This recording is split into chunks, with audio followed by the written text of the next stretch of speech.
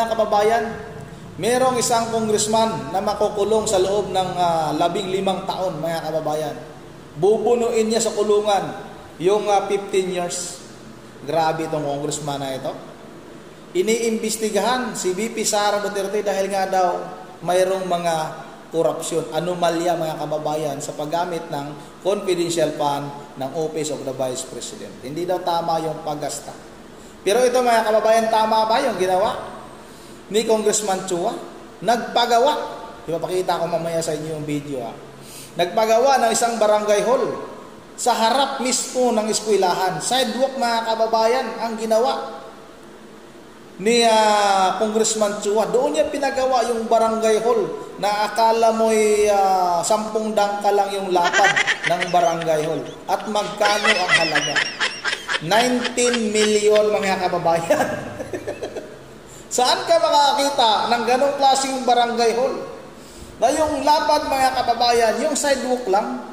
O nakikita niyo naman siguro, pag nandiyan kayo sa mga lugar, sa halimbawa sa Maynila, kung saang siyudad kayo nakatira. Basta bandang Maynila, mga kababayan, makikita niyo kung gaano kalaki yung sidewalk. Yun yung pinatayuan ng barangay hall nitong si Congressman Chua. Pahaba, mga kababayan, pahaba. Imbis daanan ng mga estudyante, ang ginawa ni Congressman Chua, pinatayuan niya ng barangay hall na nagkakahalaga ng 19 million.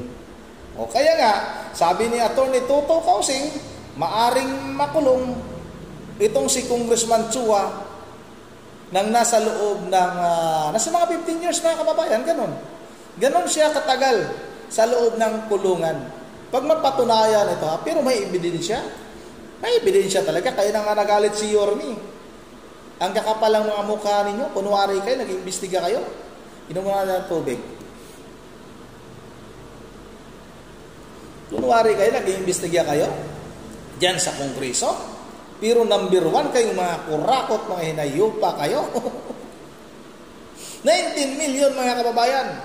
Saan ang galing yung pera? Saan ang galing yung pera? Galing sa, PDAP pa ito? Sa pork barrel, may pork barrel pa ba ngayon? Mukhang meron pa rin, mga kababayan. Dahil itong mga congressman na ito ay kumukubra pa rin. Nakapagpagawa pa rin ng mga proyekto na ang laki ng mga nakukurakot nila.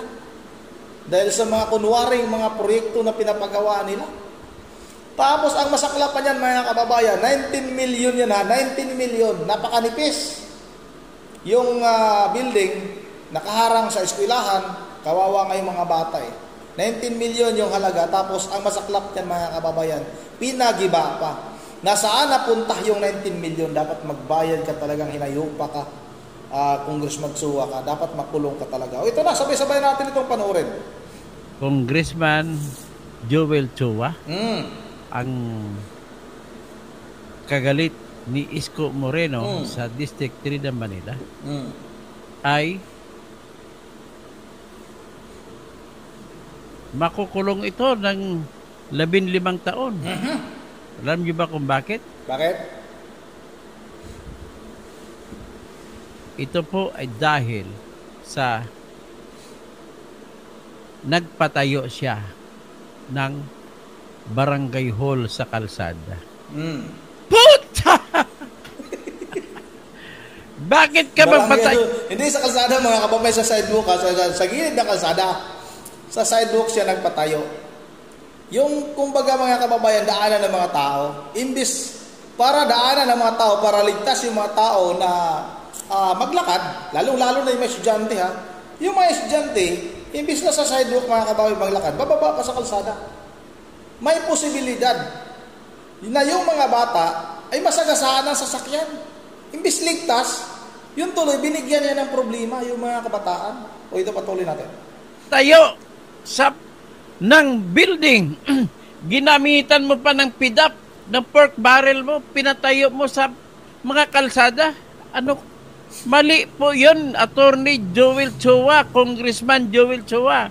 Makukulong ka nito ng 15 years sa sala na paglabag sa Section 3, Paragraph E ng Republic Act 3019 na nagsasabi causing undue prejudice to the government. Bakit undue prejudice? Akalain mo, papatayo ka ng barangay hall sa kalsada, hindi mo naman pag-aari yung kalsada at bawal ang kalsada patayuan. Wala pang building permit. Sinasamantala nyo pagiging congressman ninyo at hindi kayo masisita-sita. Yan po ang naging problema na malaki. Paano kaya ngayon ito? Ang problema, pinagiba na nga ni Isko yung mga building ninyo na pinagawa. So kung pinagiba ni Isko yan, paano na lang yan? Wala na. Naku, patay talaga. Anong mga klaseng mga congressman ito? Kung mo binigyan ka lang ni Tambaluslos ng 150 million? Ha? Para mangampanya, kaya ka nanalo sa District 3 dahil ang dami mong pamigay ng pera. Tama. Nanggaling lahat kay Tambaluslos. Grabe. Kapalit ng pagpirma sa impeachment. Oh. Yan po, ladies and gentlemen, kayong mga DDS, mumurahin nyo na ito si Joel Chua. Ha? Bakit dapat mumurahin? Ito po, nagpatayo siya. Inamin pa niya na nagpatayo siya ng building, barangay hall building sa shoulder ng kalsada. Hindi naman lupa yan eh, kalsada yan eh. Bawal yan, nasabi nga ni Isko Moreno, "That is not subject of the commerce of men." Ganun po yun.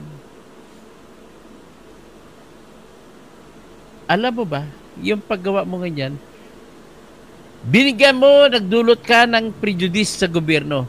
Dahil gumastos ang gobyerno, milyon, hindi lang 5 milyon ang gastos dyan. At ginawa mo yan na nagbigay ka ng pabor sa kapitan, kung sino mang kapitan niya ng bata mo. At alam mo naman na hindi pag-aari ng barangay ang kalsada. At ang kalsada ay may sariling titulo as kalsada. Grabe. O, pakinggan natin.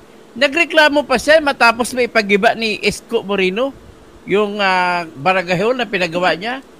Bawal po yun, bawal na bawal. At dahil gumastos ka ng pera ng gobyerno sa pagpatayo ng building sa bawal na lupa, ikaw ay dapat ikulong ng hindi bababa sa hindi susobra sa 15 taon. Yan po ang parusa sa sala na violation of Section 3E, causing undue prejudice to the government. Isa pa, dahil hindi yun ang pagbigyan, ang mangyari niyan ay dahil public purpose naman yung pinuntahan, naging barangay hall. So, ang mangyari niyan, kakasuhan ka na ngayon, etikulong ka sa sala na technical malversation. Ayun ang mga kababayan, yan si Attorney Toto Kausing, abogado yan. Kaya alam niya na pwede ngang makulong itong si Congressman Chua nang hindi lalagpas sa loob ng 15 years. Ipalagay na lang natin mga kababayan, makulong itong si Congressman Chua. Huwag na natin gawin 15 years, na basta mga 14 years lang. O, okay na yun. 14 years sa kulungan si Congressman Chua. Sana nga magparusahan itong tao na ito. At nagpaliwanag pa talaga ito, umamin pa talaga. Napakaingot. Ingot yung paliwanag niya mga kababayan. Ito panoorin natin ito. Dumaan naman to sa lahat ng proseso. So, tayo naman, pinararating lamang natin sa mga tamang ahensya ng gobyerno, yung mga request natin ng ating mga constituents. So, ang atin lang naman, sana kung may ganitong, kasi sa Manila talaga, wala naman eksaktong lupa na eh. Diba? Siyempre tayo, lahat naman ng mga barangay, gusto natin bigyan ng maayos. In fact, ito nga, meron nga po itong senior citizen na area para yung mga senior citizen ay maging maayos, hindi mahihirapan na nandoon nabibilad sa araw. Nasa tapat po ito ng eskwelahan. Hindi po ba napakaganda nun na may isang barangay hall sa tapat ng eskwelahan? Sa ganun, yung seguridad ng mga estudyante ay napoprotektahan at alam nila kung saan sila tatakbo. Sobrang tanga talaga nito mga kababayan. Kung wala nang pwedeng pagtayuan ng barangay hall, kagastos ka man lang 19 million yan mga kababayan. Pwede ka namang mag-upa. Ang daming building dyan sa Maynila mga kababayan. Pwede ka umupa ng isang lugar para gawin yung barangay hall. Para gawin yung tawag nito, pahingahan. Ginawa daw pahingahan yan mga kababayan eh. Kasi naka-aircon yung lugar na yun. Pwede kayong umarkila ng isang unit. Kasi ang laki ng presyo, ang laki ng halaga, 19 million mga kababayan. Kung magkano ba ang upa? Halimbawa, pag umupa kayo para gawing barangay hall, kung wala talagang lupa kayong matitirikan ng iyong barangay hall, kumikita naman yung mga barangay dyan mga kababayan. Ang lalaki ng kita ng mga barangay ng Maynila. Tapos yung sinasabi mo, na para ligtas yung mga bata, may matakbuhan sila. Pag may halimbawa, may magkaroon man lang ng halimbawa, problema ng mga bata. Tingnan nyo ito mga kababayan. Kung pwede ba na tawag magamit ng mga kabataan ito, na pwede bang gawin nilang alibay na mas maganda na may barangay hall dyan malapit sa eskwelahan, katabi ng eskwelahan mga kababayan, para mas ligtas yung mga kabataan. Tingnan nyo itong video na ito. Mas lalong napapahamak yung mga kabataan, mga kababayan, dahil nga yung sidewalk na imbes doon maglakad yung mga estudyante para ligtas yung mga bata, ang ginawa nila, doon nila tinayo yung building na parang akala mo ilang pulgada lang, tapos 19 million yung halaga. O ito, panoorin natin ito. Ito yung eskwelahan, ito yung barangay hall, ito yung bangkita. So ngayon, hinarangan yung bangkita mga kababayan, tinayuan ng barangay hall.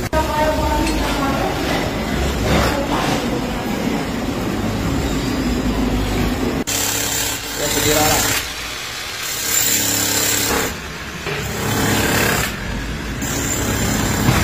Hi mga kababayan, ito po yung barangay 313 Zone 31 kung saan ito nga po ay talagang tinibag na.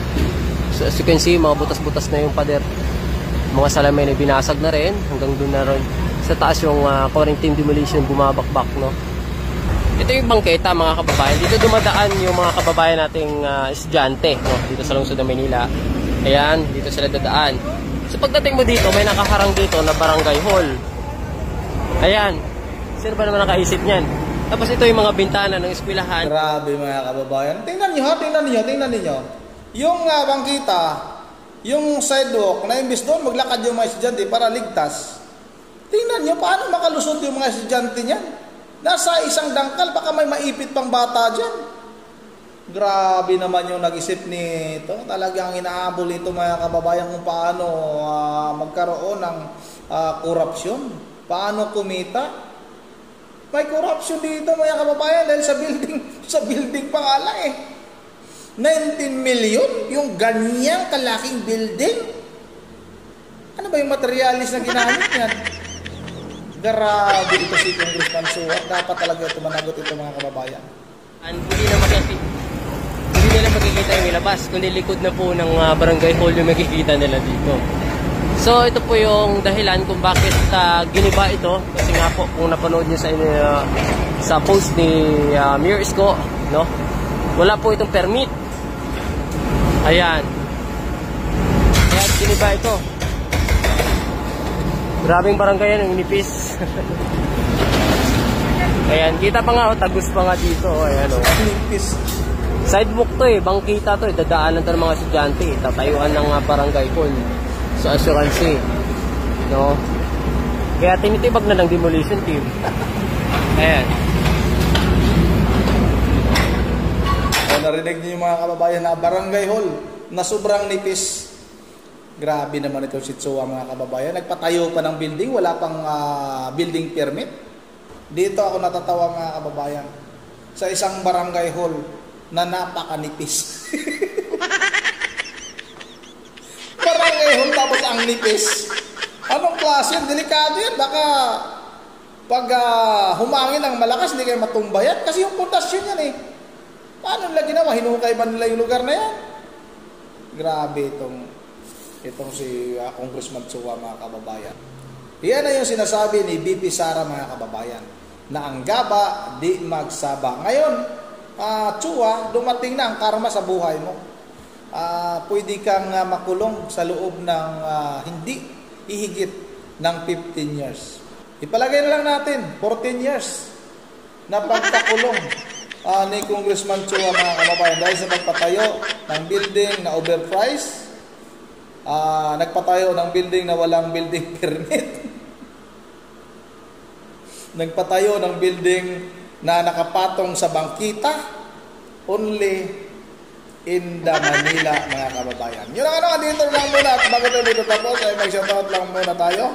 Shoutout tayo kay, may bagong komento dito, pasahin natin. Kung sino, ito, si Ramel Magallanes. Shoutout sa palagay ko, adik din itong si Mike Abi. Walang laman ulo nito. Naku po, kawawa ka naman Mike Abi. Shoutout na rin kay Gerondio Goldie. Shoutout kay Felix Pautan, dito tayo sa may bandang babano. Ma'am Joyce ng Japan, shoutout. Kamaong Kapayapaan, shoutout. Shoutout. Ma'am Imelda Pasqua, shoutout sa iyo. Ma'am Imelda Pasqua, maraming salamat. Yulan Dabilyasur, shoutout ha. Jixin ko, shoutout. Kay Ronald Pagyo, shoutout. Kay Elisa De La Cruz. Ma'am Bergie Veradios ng Pulan Bulacan at sa kanyang mga apo, si Coco, si Yuri at saka si Dion. Kay Lilia Pagapulaan, kay Rogelio Albana, kay Lolita Ganda Corti, shoutout sa iyo ma'am. Shoutout kay Yasser Tantao. Shoutout na rin kay Mikael Sip at kay Emilia Dolo Rosa. Yun na hanggang dito lang muna at once again, this is Ronde TV. Mga lahat, God save the Philippines.